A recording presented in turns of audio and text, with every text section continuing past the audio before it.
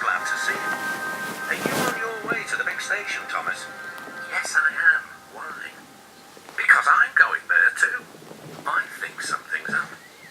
Toby looked at the sky. Where? Not up there, down here, laughed Thomas. How can something be up when it's down? Thomas was too excited to explain. Boss, my buffers, look over there.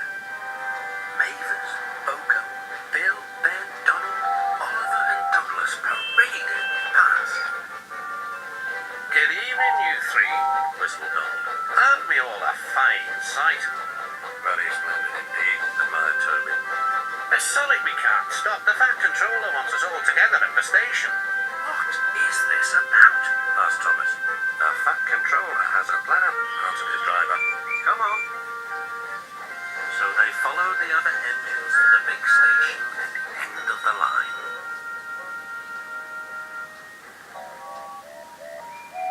Hiya, called the Fat Controller. I have an important letter to read from a little girl who is 5 years old. Dear Thomas and all the engines, please can I meet you? My friends say they would like to meet you too. You could come to my house for tea, but my mummy says there aren't any railway tracks to my house. Can you come to the station instead? Thank you very much. It seems, continued the Fat Controller, that there are many girls and boys who would like to meet you. Therefore, we are all going to the big city far away. Hooray! Hooray! The engines whistled. Hiya, called the Fat Controller. Other engines will be working here while you are away, so please show them what to do. As Annie and Clarabelle were going to the big city too, Thomas and Oliver practiced with some other coaches.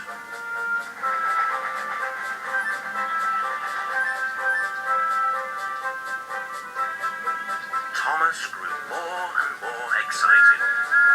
Too excited for his own good. I'm glad I'm a splendid engine, he puffed. The Fat Controller thinks I'm really useful. I had a race with Bertie once. I whooshed through the tunnel and stopped an inch from the buffers.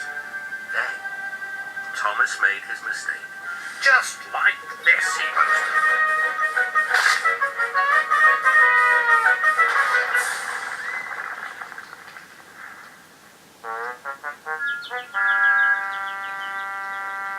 No one was hurt, but Thomas's front was badly bent.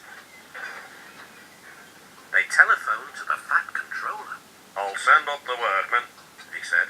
But if they can't mend Thomas in time, we'll have to go to the big city without him. Poor Thomas. 8 o'clock next morning.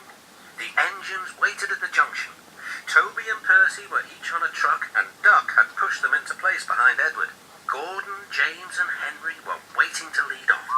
They whistled impatiently. The Fat Controller looked at his watch. I'll wait one more minute for Thomas, then we have to go.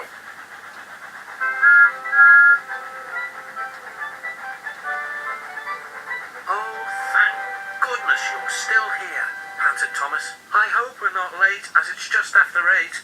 The guard blew his whistle and waved his flag. The engines cheered. Look out, big city, here we come. And the cavalcade puffed away.